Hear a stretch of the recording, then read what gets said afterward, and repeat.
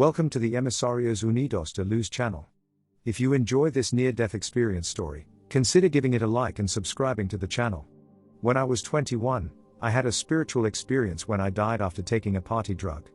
During those 4 minutes of unconsciousness, I felt my being and my awareness connect to every atom in the universe. The experience, which I regarded as a gift or a blessing from God or the universe, moved me to my core, and I vowed to myself that I would experience enlightenment through the practice of meditation rather than through the use of drugs. I had been practicing meditation alone and in groups for a few years subsequent to the NDE, using various techniques, one of which employed a breathing technique to induce deep relaxation. In the practice of that deep relaxation breathing technique, I was able to slow my breathing for increasingly longer periods of time, such that minutes would pass before I would attempt to inhale. Little by little, I extended the duration between inhalations to the point where I was edging at 3 minutes between each inhalation, with a view to lengthening the duration even further.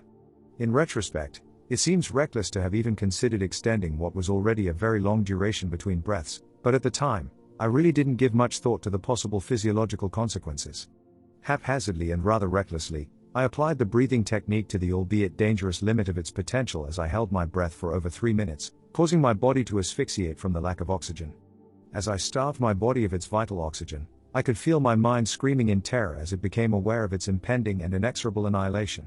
On the precipice between life and death, I could see and feel a void open before me, and I knew at that moment I was making a choice between life and death. With the choice to inhale or hold off breathing, I decided to delay my inhalation even further, and in those moments where I teetered on the precipice between life and death, my mind became lost in an experience of complete and utter terror. Like a child snatching a rag doll, I felt an immense force suddenly grab hold of me and carry me away. It was then that I began to travel at warp speed through the universe, traversing whole galaxies and clusters of galaxies instantly. A light brighter than 1,000 suns was quickly upon me, and as soon as I entered the sphere of its radiance, that light became all that I was able to perceive. In the midst of its radiance, I merged with that all-pervasive and ubiquitous light, and as I became one with the light, the infinitesimal human sense of self was utterly annihilated and superseded by the infinite, all-encompassing sense of self, the embodiment of unconditional love at the core of being. I became one with the boundless ocean of light, the infinite and unending love, all that was, is, and will ever be, and in that experience of the infinite, I became one with all knowledge. I became one with the knowledge that we incarnate into the dream of human existence over and over again, and in the repetition of that rebirth, we learn by degrees how to let go and love and be loved. When I thought about the earth, I became aware of how overpopulated it is and how the crowded conditions make it impossible for human beings to exist as themselves. When I looked upon the cities of the earth, I became aware of how closed-hearted people in those cities are when compared to those who live in the countryside and are close to family and friends.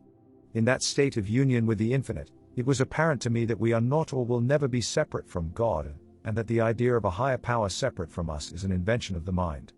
It was evident to me that every human being's true nature is divine, that human nature is truly the divine light, that divine love that we within our core recognize as God. In that state of oneness with the divine, it was evident to me that every observable thing in this universe is a projection of the mind and therefore an illusion.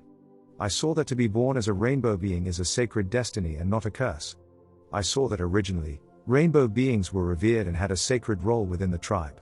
It was the rainbow beings' role in the tribe to remember the oral history of the ancestors, to be healers, and to perform the sacred ancestral stories, but most of all to meditate and be a link between the tribe and the light.